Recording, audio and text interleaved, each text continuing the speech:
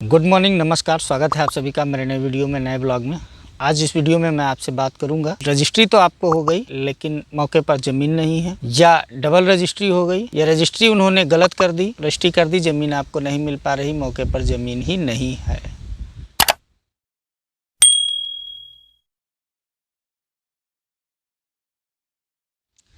तो देखिए होता क्या है, इसमें कुछ गलती तो होती है खरीदने वाले की, और बेचने वाले ने अगर गलत किया तो उसकी गलती तो सारी की सारी होती ही है। तो ये गड़बड़ी होती कहाँ से है और कैसे होती है? इस गड़बड़ी के जो मुख्य जिम्मेदार होते हैं वो आप खुद होते हैं, यानी कि खरीदने वाला ही उस चीज़ का जिम्मेदार होता है। मेन होता क्या है कि जो क्रेता होते हैं, जो लोग खरीदना चाहते हैं, वो हमेशा ये चाहते हैं कि हम डायरेक्ट मालिक से खरीदें, मतलब बीच में कोई ब्रोकर न रहने पाए, कोई बीच में ऐसा ना हो जो 5 रुपया भी कमाए। वो डायरेक्ट खरीदना चाहते हैं, डायरेक्ट किसान से चाहिए या डायरेक्ट कंपनी से चाहिए, या बेचने वाले से डायरेक्ट मेरी बात हो जाए कि भैया आप बेच रहे हो, आपको ये पैसा दे रहे हैं और हम ये खरीद रहे हैं। तो डायरेक्ट के चक्कर में ज़्यादा गड़बड़ियाँ होती हैं। अब होता क्या है, मैं बेचने वाला हूँ, आप मुझसे डायरेक्ट खरीदना चाहते हो, मैं किसान हूँ, ज़मीन मेरी लखनऊ में है, मैं रहता हूँ अमेरिका में, मुंबई में, पुणे में, कहीं और रहता हूँ। आप मुझसे डायरेक्ट ख़रीदना चाहते हो, ज़मीन मेरी है, मैंने किसी डीलर को, किसी ब्रोकर को, किसी कंपनी को दे रखा है, उन्होंने आपको वो ज़मीन दिखाई, आप उनसे संपर्क किए और आप मेरा नंबर ले लिए, डायरेक्ट आप मुझे फ़ोन करके उनको आपने बाईकाट कर दिया, आप डायरेक्ट हमसे ख़रीद रहे हैं। तो जो बीच में आदमी था उसको तो आपने पहले किनारे कर दिया कि भाई उसको कुछ ना देना पड़े, मेरा पैसा बच जाए। अब अगर उस ज़मीन को मैंने आपको रजिस्ट्री कर दी, और रजिस्ट्री कराने के बाद अगर वो दाखिल खारिज वाली संपत्ति है, खेत है या कोई वैसी प्रॉपर्टी है जो लैंड यूज चेंज नहीं कराया गया, भले ही प्लाट है, मौके पर आपने आज देखा, आज सब कुछ सही है, कल रजिस्ट्री आपने कराई, हमने रजिस्ट्री की, हम तो अपना चले गए जहाँ जाना है पैसा लेकर के। उसके बाद में मौके पर आपको कब्ज़ा नहीं मिला, या हमने आपको कब्ज़ा भी दे दिया, महीने 2 महीने 3 महीने बाद में आप आते हैं, वहाँ पर कोई विवाद उत्पन्न हो जाता है, कोई बाउंड्री कर लेता है, कोई घर बना लेता है, या कोई ज़्यादा घेर लेता है, आपकी बाउंड्री तोड़ करके अंदर घुस जाता है।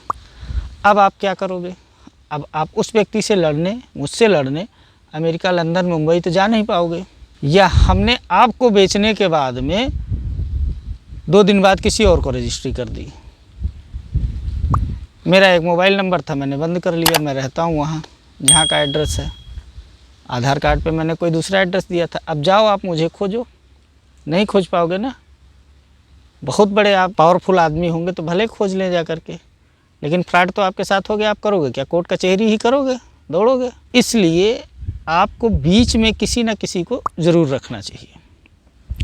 या कंपनी है कोई, मान लीजिए, तो कंपनी रहती है तो कंपनी रहेगी, कंपनी से गलती हो सकती है, एक गलती कर सकती है कि कोई मिस्टेक हो गया, रजिस्ट्री में आपकी मिस्टेक हो गई, खसरा नंबर गलत पड़ गया, नाम गलत हो गया, या कोई चीज़ गलत हो गई, तो वो कहीं काल 1-2 चीज़ें हो सकती हैं। या जो कंपनियों से, बहुत लोग कहेंगे कंपनियों से फ्रॉड हो गया, तो भैया कंपनियों से भी फ्रॉड हो जाता है। आप जब सस्ता खोजेंगे, सस्ता आपको कहाँ से दे देंगे? बहुत सस्ता खोजते हैं, उसमें गड़बड़ हो जाती है। या एक और चीज़ होती है, लोग करते क्या हैं कि जो किसान बेचते हैं, डायरेक्ट किसान से लेते हैं, या बहुत कंपनियां होती हैं जो ज़मीन का प्रॉपर मेजरमेंट नहीं रख पाती हैं कि कितना बैलेंस मेरे पास है, कितना प्लॉटेड एरिया है, और क्या मैंने बेचा है और क्या मैं अब बेच सकता हूँ। क्योंकि जो खतौनी होती है या रजिस्ट्री होती है, उसमें पूरा रकबा दर्ज होता है, उसमें पूरा रकबा होता है कि आपने ख़रीदी है 25,000 स्क्वायर फीट ज़मीन, और उसमें आपने 20,000 स्क्वायर फीट बेच दी। तो 20,000 स्क्वायर फीट 25,000 में प्लाटेड एरिया निकलेगा नहीं, उसमें आपको रोड भी निकालनी है, पार्क नहीं दे रहे हैं और चीज़ें नहीं दे रहे हैं, लेकिन रोड दे रहे हैं, तो वो उसमें कुछ ना कुछ मोटा मोटी एरिया तो निकल ही जाएगा। वो वहाँ पर कहीं मेंशन नहीं होता है कि हमने ये प्लॉटिंग की है, यहाँ पर इतना एरिया निकल गया, इतना एरिया बचा है। वो हिसाब किताब अगर सही कंपनी है, सही लोग हैं, सही मैनेजमेंट है तो वो हिसाब किताब उस चीज़ का रखते हैं कि भाई ये इतनी हमारी परचेज है और इतना हमारा प्लॉटेड एरिया निकला और इतना इसमें हमने सेल आउट किया और इतना अभी मेरे पास बैलेंस है। तो वो आपको सही सही रजिस्ट्री करेंगे, सही सही देते हैं। अब किसान क्या करता है, जैसे आप किसान से बहुत लोग ख़रीदते हैं कि डायरेक्ट मैं किसान से ही ख़रीद ले रहा हूँ, बीच में कोई नहीं है। तो किसान मैनेज थोड़ी कुछ करता है, उसके पास उसने कहा भैया हमारे नाम ज़मीन है, चलो रजिस्ट्री कर देते हैं। रजिस्ट्री कर दी उसने, कहा बाउंड्री, आपने कहा बाउंड्री कर लो, बाउंड्री भी आपको करा दी। आप चले गए बाउंड्री करा करके, सेना में है, सरहद पर नौकरी कर रहे हैं, पुलिस में है, कहीं दूसरे ज़िले में है, मास्टर हैं कहीं और हैं, या अपने आप गांव में रहते हैं, खेती ये करते हैं। आप 1 साल बाद आए, पता लगा आपकी आधी बाउंड्री गायब है। बहुत से लोग ऐसे हैं लखनऊ में कि जिन्होंने ज़मीन खरीदी, बाउंड्री करा ली, खुश हो गए, सस्ती पाए, लौट के आए, उनकी बाउंड्री ये गायब हो गई, या बाद में आए ज़मीन कम पड़ गई, अब ज़मीन नहीं, तो कहाँ से ज़मीन मिलेगी। ये सब समस्याएं बहुत ज़्यादा होती। इन सब चीज़ों को ध्यान में रखकर ही आप लोग ज़मीन खरीदें और प्रॉपर्टी में होने वाले फ्रॉड से बचें। मेन समस्या यहाँ यही होती है कि जो मैनेजमेंट सही नहीं होता है या लोग डायरेक्ट जाना चाहते हैं, 4 पैसा बचाने के चक्कर में सारा पैसा ही गंवा देते हैं। अभी कई मामले ऐसे हैं। एक मामला है, उजाला इंफ्राटेक कंपनी थी, उन्होंने बहुत लोगों को बेचा, बहुत लोगों को दाखिल खारिज किया, लेकिन ज़मीन किसी को नहीं मिली। बहुत से लोग जानते भी होंगे।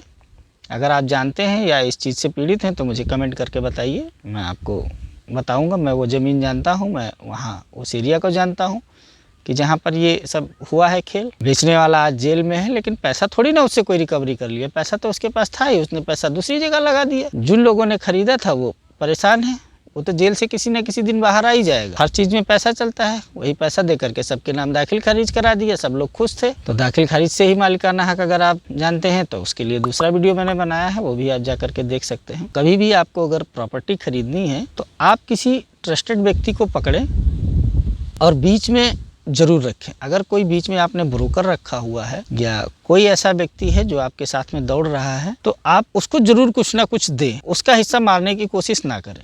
अधिकतर ऐसे लोग हैं जो ज़मीन का काम करते हैं, ज़मीन खरीदवाते हैं, बिकवाते हैं, लेकिन वो बेचारे, उनके पास अपने मोटरसाइकिल में पेट्रोल डलाने का पैसा नहीं रहता है। आपको 20 जगह दिखाते हैं, हाँ चलिए आप कहते हैं कल बताएंगे, या जो बहुत होशियारी करते हैं वो फंस जाते हैं इन्हीं सब चक्करों में। तो जो आपके साथ में है, आपके साथ लगा है, उनको आप ज़रूर कुछ ना कुछ दें, उनके साथ चीटिंग ना करें और प्रॉपर्टी किसी के माध्यम से ही खरीदें अगर आपको फ्रॉड से बचना है। नहीं तो बहुत ज़्यादा संभावनाएं हैं कि आपके साथ फ्रॉड हो सकता है। और रजिस्ट्री लोग जो 2 रजिस्ट्रियाँ कर देते हैं, वो ऐसे कर देते हैं कि आज उन्होंने आपको रजिस्ट्री की, परसों उनको की, या उनके पास रजिस्ट्री में या तौनी में बैलेंस ज़मीन है, लेकिन मौके पर वो ज़मीन नहीं है, मौके पर ज़मीन कम हो जाती है क्योंकि वहाँ पर उन्होंने रोड भी निकाल दी और सुविधाएँ भी बना दी, या पहले से ही ज़मीन कम है मौके पर, तो उस तरीके का भी हो जाता है, तो आपके साथ फ्रॉड हो सकता है।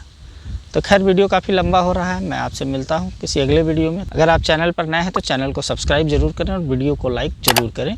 अगर आपके कोई सवाल हैं तो आप मुझसे कमेंट में पूछ सकते हैं। इंस्टाग्राम और फेसबुक पर भी मैं उपलब्ध हूँ, मेरा जो लिंक है उन सभी चीज़ों का डिस्क्रिप्शन में है, आप वो लिंक पर जा कर के मुझे वहाँ पर भी फॉलो कर सकते हैं। इंस्टाग्राम पर डायरेक्ट मैसेज कर सकते हैं, किसी चीज़ की कोई फ़ीस नहीं है, सारा कुछ फ्री है जो मेरे द्वारा है। बाकी अगर आपको किसी अधिवक्ता की सहायता चाहिए तो उसका जो चार्ज होगा वो आपको अधिवक्ता को पे करना पड़ेगा, मैं आपसे संपर्क करवा दूँगा।